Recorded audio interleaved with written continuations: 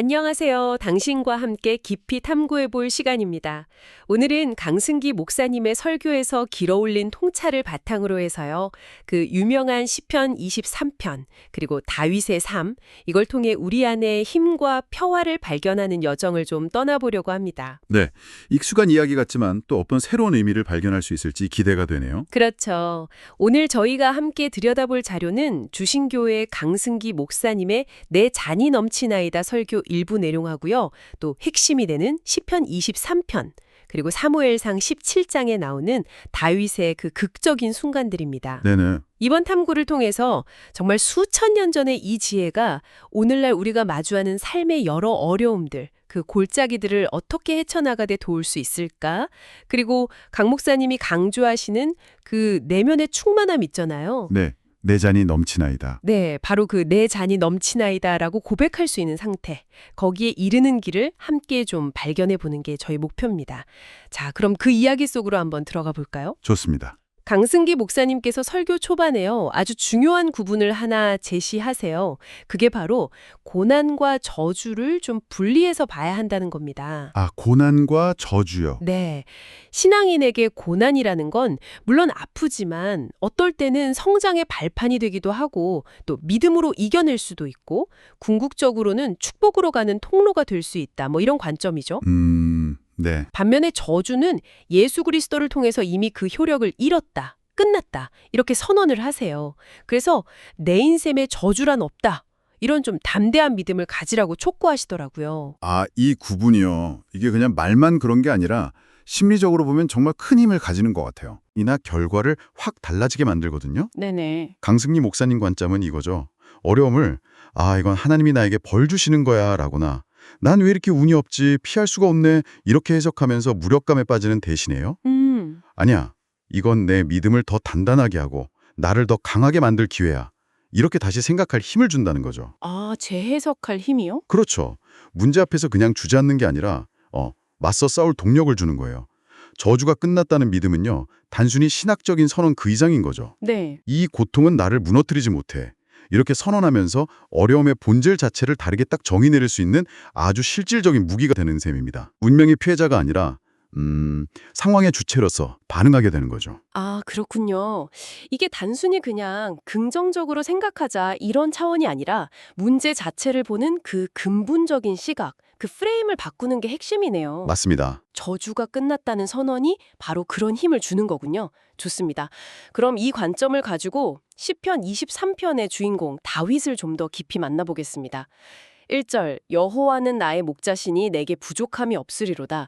아, 정말 유명한 구절이죠. 네, 너무 유명하죠. 근데 강승기 목사님은 여기서 부족함이 없다는 이 고백이 결코 뭐 물질적인 풍요나 모든 일이 다 잘 풀리는 걸 의미하는 게 아니라고 딱 잘라 강조하세요. 아, 그런 게 아니고요. 네. 오히려 어떤 상황 속에서도 흔들리지 않는 아주 깊은 내면의 만족감, 또 영적인 충만함, 그리고 여기서 나오는 담대한 자신감, 이걸 뜻한다고 해석하시더라고요. 영적인 충만함과 자신감? 네. 외부 환경이 어떻든 간에 내 안은 이미 가득 차 있는 상태, 그것이 바로 다윗의 고백이었다는 거죠. 그 내면의 충만함이라는 개념, 정말 흥미롭습니다. 그러면 강 목사님 설교에서는 그 내면의 상태가 구체적으로 다윗의 어떤 행동이나 태도를 통해 드러났다고 보았나요? 그저 뭐 마음속 느낌에 그치는 게 아니라면 실제 삶에서는 그게 어떻게 나타났을까요? 아, 그거 정말 좋은 질문인데요. 그 내면의 힘이 가장 극적으로 드러난 무대가 바로 우리가 너무 잘 아는 골리앗과의 싸움이었죠. 네, 그렇죠. 골리앗. 잠시 그 상황을 좀 그려보면요. 블레셋 꼰대 그 거인 용사 골리앗이 이스라엘 진영 앞에서 막 서서 조롱하고 있잖아요.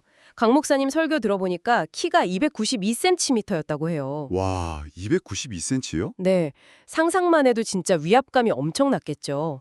이스라엘 군사들 전부, 심지어 왕까지도 두려움에 벌벌 떨고 있었고요. 맞습니다. 다윗이 처한 객관적인 상황만 보면 정말 최악이었어요. 그는 아직 뭐 전쟁 경험도 없는 어린 목동이었고 무기도 변변치 않았잖아요. 네, 그렇죠. 물맷돌 정도. 네.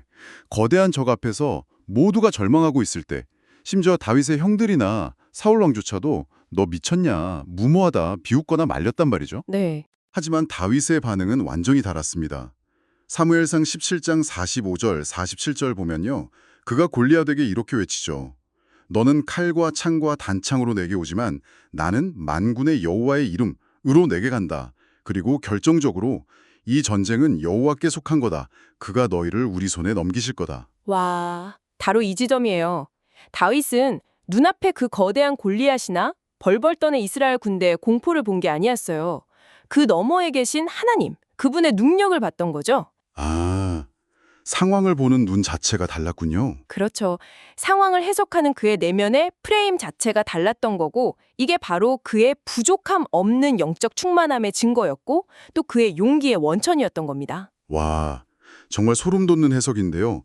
상황 해석 능력이 달랐다는 것. 그런데 강승기 목사님은 여기서 한 걸음 더 나아가세요.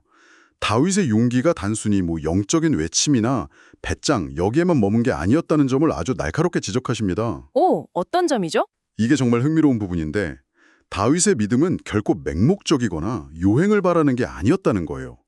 그는 평소에 목동으로서 자기 양떼를 사나운 짐승들로부터 지키기 위해서 뭘 했냐? 바로 물매 던지는 기술을 꾸준히 아주 성실하게 연마했다는 거죠. 아, 물매 던지는 연습이요? 네, 강 목사님은 이걸 한 손에는 삶의 열심, 다른 한 손에는 믿음 이렇게 아주 멋지게 표현하셨어요. 심지어 그 작은 물매를 당시로서는 거의 최첨단 무기였을 포, 아틀러리, 대포 같은 거에 비유하시면서 다윗이 얼마나 자기 기술에 숙련되어 있었는지를 강조하기도 했습니다. 바로 그 지점이 신앙과 실천의 균형에 대해서 아주 중요한 통찰을 주는 것 같아요. 네, 그렇죠. 다윗은 전적으로 하나님을 신뢰했지만 동시에 자기가 할 수 있는 최선의 준비, 그리고 노력을 게을리하지 않았다는 거죠. 그의 믿음은 그냥 하늘만 바라보는 수동적인 기다림이 아니었어요. 자신의 삶의 자리에서 땀 흘려서 갈고 닦은 그 기술과 결합될 때 비로소 강력한 힘을 발휘했던 겁니다. 네. 이건 오늘 우리에게도 되게 중요한 메시지를 던져주죠. 믿음을 갖는다는 게 현실의 책임이나 노력을 면제해 주는 게 아니라 오히려 그 믿음 안에서 더 성실하게 자기 역할을 감당하고 준비해야 한다는 걸 보여주는 거니까요. 맞는 말씀입니다. 내면의 영적인 확신이 구체적인 행동, 그리고 숙련된 기술로 이어질 때 골리앗 같은 거대한 도전 앞에서도 승리할 수 있다는 아주 실제적인 본보기가 되는 거죠. 네. 믿음과 행함이라는 그 오래된 주제를 다윗의 물매 실력이라는 구체적인 예시로 풀어주시니까 훨씬 와닿네요.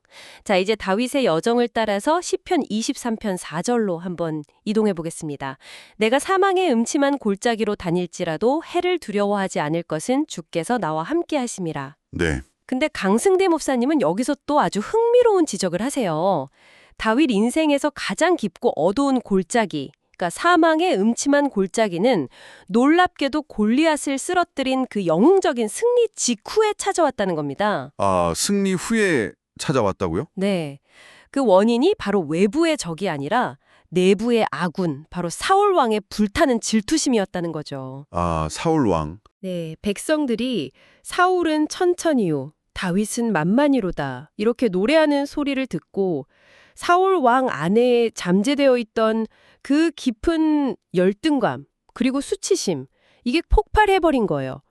강 목사님은 바로 이것, 외부의 위협이 아니라 내면의 이 어두운 감정들이야말로 진짜로 한 사람을 파괴하는 무서운 적이라고 설명하세요. 이 부분은 정말 중요한 심리적이면서도 영적인 통찰을 담고 있는 것 같아요. 우리가 인생에서 마주하는 가장 위험한 적이라는 게 종종 눈에 보이는 거대한 골리앗이나 외부의 반대자들이 아니라 네. 바로 우리 자신의 내면에 도사리고 있는 열등감, 수치심, 질투, 두려움 같은 그런 부정적인 감정들이라는 거죠. 내 암의 적. 그렇죠. 이것들은 잘 보이지 않지만 서서히 우리 영혼을 갉아먹고 결국 우리를 무너뜨릴 수 있습니다. 그런데 강승기 목사님은 이런 내면의 적들조차도 신앙 안에서는 십자가에서 다 끝났다고 선언하세요. 네, 아까 저주처럼요? 맞습니다. 이게 의미하는 바는 그런 감정들이 우리를 지배하도록 그냥 내버려두지 않을 수 있는 힘과 권세가 이미 우리에게 주어졌다. 이런 믿음이죠. 사울 왕은 바로 이 내면의 적에게 완전히 사로잡혀서 스스로 파멸의 길을 걸었잖아요. 그의 불안정함, 낮은 자존감이 결국 왕위까지 잃게 만들었죠. 네. 반면에 다윗은 어땠나요? 자기를 죽이려고 창을 던지는 사울을 피해서 도망다니는 그 절체절명의 위기 속에서도 심지어 2번이나 사울을 죽일 기회가 있었는데도 그를 살려줍니다. 네, 맞아요. 옷자락만 배웠죠. 그렇죠. 이것은 다윗의 내면이 얼마나 안정되어 있었는지, 그의 자존감이 하나님과의 관계 안에서 얼마나 견고했는지를 보여주는 아주 강력한 증거예요. 이것이 당신에게 주는 시사점은 명확합니다. 당신의 삶을 진짜로 위협하는 게 외부 환경인지 아니면 당신 안에 사울 같은 감정들인지 정직하게 한번 들여다보고 그것들을 믿음 안에서 다루는 법을 배우는 것이 정말 중요하다는 거죠. 와, 정말 중요한 지적이네요. 겉으로 보이는 골리앗보다 내 안에 사울이 더 무서울 수 있다. 그리고 그 내면의 적들을 다루는 열쇠 역시 믿음 안에 있다는 말씀. 깊이 와닿습니다. 자, 이제 드디어 시편 23편의 클라이맥스 5절입니다. 네, 5절. 주께서 내 원수의 목전에서 내게 상을 차려주시고 기름을 내 머리에 부으셨으니 내 잔이 넘치나이다. 강승기 목사님은 이 구절을 해석하면서 특히 원수의 목전에서 상을 차려주신다는 이 표현에 주목하세요. 네, 그 부분이 참 인상적이죠. 그렇죠. 이게 단순히 복수나 보복 이런 게 아니라 모든 적대적인 상황, 비난, 위협 속에서도 하나님이 주시는 흔들리지 않는 내면의 평안, 그리고 풍성함, 이걸 상징한다고 설명하세요. 아, 원수 앞에서의 평안과 풍성함. 네, 마치 예수님께서 그 거센 풍랑에 몰아치는 배 위에서 평안히 주무셨던 것처럼요. 외부의 소용돌이 속에서도 내면은 고요하고 풍요로운 그런 역설적인 축복이라는 거죠. 원수 앞에서 잔치를 벌인다니 진짜 놀라운 그림입니다. 내 잔이 넘치나이다라는 이 고백은 바로 그 내면의 상태를 가장 잘 보여주는 표현이라고 생각해요. 여기서 잔은 우리의 마음, 우리의 영혼, 그러니까 심령의 잔을 의미하는 거죠. 네, 심령의 잔. 마음의 여유, 내면의 공간이요. 네, 강승기 목사님이 설교에서 드신 예시처럼 내 잔이 넘치는 사람은 다른 사람의 허물을 봤을 때 즉각적으로 막 비난하거나 정죄하기보다는 그 사람을 좀 이해하고 긍휼히 여길 수 있는 마음의 여백이 생긴다는 거죠. 그렇죠. 반대로 내 잔이 비어있는 사람은요, 작은 비판에도 쉽게 상처받고 분노하고 세상을 좀 부정적으로 바라보게 되고요. 결국 이 넘치는 잔의 상태, 즉 내면의 평안과 풍요로움이야말로 외부 세계의 폭풍우를 헤쳐나가고 심지어 그 폭풍 속에서 잔치를 벌일 수 있게 하는 진정한 힘의 원천인 것입니다. 네. 다윗이 사울의 그 끊임없는 추격 속에서도 시를 쓰고 하나님을 찬양할 수 있었던 비결도 아마 바로 여기에 있었을 겁니다. 그 넘치는 잔의 상태가 단순히 심리적인 평안을 넘어서 더 깊은 영적인 실제와 연결된다는 말씀이시군요. 네, 그렇습니다. 강승기 목사님은 이 넘치는 잔의 상태를 신약의 아주 중요한 개념이죠. 신앙인의 내면에 이미 임재해 있는 하나님 나라와 연결시키세요. 아, 하나님 나라요? 네, 고린도전서 3장 16절 말씀. 너희는 너희가 하나님의 성전인 것과 하나님의 성령이 너희 안에 계시는 것을 알지 못하느냐, 이 말씀을 인용하시면서 우리 각자가 바로 성령님이 거하시는 움직이는 성전이다. 그리고 우리 안에 이미 하나님 나라가 이루어졌다. 이 사실을 강조하세요. 와, 우리가 움직이는 성전이라니. 그렇죠. 중요한 것은 이 엄청난 내면의 실제를 우리가 인식하고 그 실제로부터 살아내는 것이라고 거듭 힘주어 말씀하십니다. 이것이 의미하는 바는 정말 심오한 것 같아요. 우리의 진짜 행복, 삶의 의미, 그리고 세상에 미치는 영향력 같은 것들이요, 우리가 뭘 가졌느냐, 어떤 환경에 있느냐, 여기에 따라 결정되는 게 아니라는 거죠. 네. 오히려 우리 안에 이미 존재하는 이 하나님 나라, 즉 내면의 영적 상태를 얼마나 깊이 인식하고 가꾸면서 살아가는가, 여기에 달려 있다는 겁니다. 이게 바로 강승기 목사님이 설교를 통해 제시하는 시편 23편에 담긴 충만한 삶의 비밀인 셈이죠. 외부 조건을 바꾸려고 막 애쓰기 전에 먼저 내면의 상태, 내 잔을 채우는 데 집중해야 한다는 것입니다. 먼저 내 잔을 채우는 것. 네. 그래서 목사님 개인적으로도 이 내면의 통치권을 의식적으로 하나님께 내어드리기 위해 성령님, 나를 통치하소서, 이 기도를 하루에도 수십 번씩 반복한다고 고백하시더라고요. 아, 정말요? 네. 이건 마치 컴퓨터의 운영체제, OS를 바꾸는 것과 같다고 볼 수 있어요. 내면의 운영체제가 바뀌면 세상을 보고 반응하고 선택하는 모든 방식이 근본적으로 달라진다는 강력한 메시지입니다. 내면이 현실을 창조한다는 거죠. 와, 내면이 현실을 창조한다. 아, 정말 강력한 메시지인데요.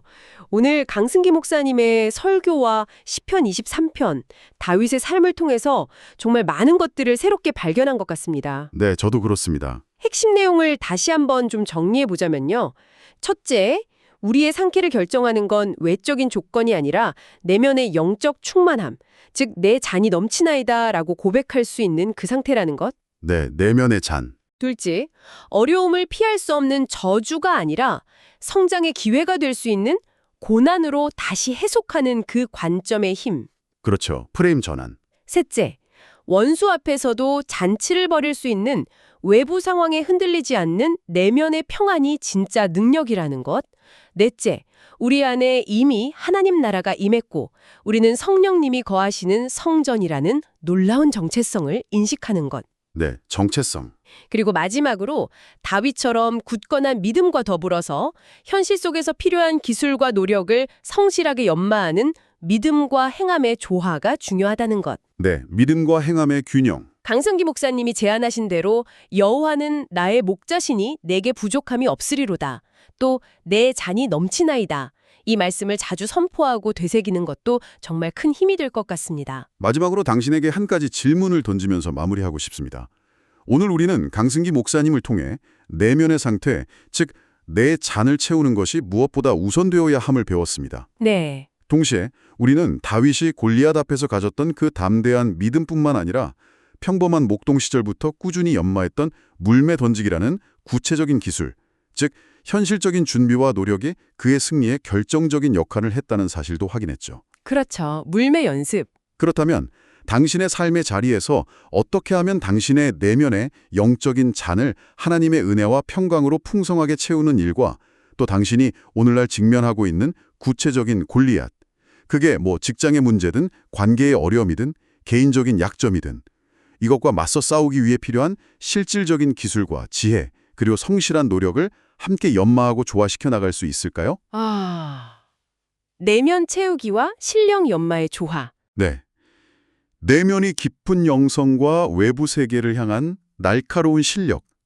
이 둘의 균형점을 어떻게 찾아갈 수 있을지 한번 고민해 보는 것은 어떨까요? 어쩌면 이 균형의 말로 다윗처럼 당신의 삶에서도 넘치는 잔의 승리를 경험하는 열쇠가 될지도 모릅니다. 깊은 울림을 주는 질문이네요. 오늘 저희와 함께 이 귀한 통찰들을 탐구해 주신 당신께 진심으로 감사드립니다.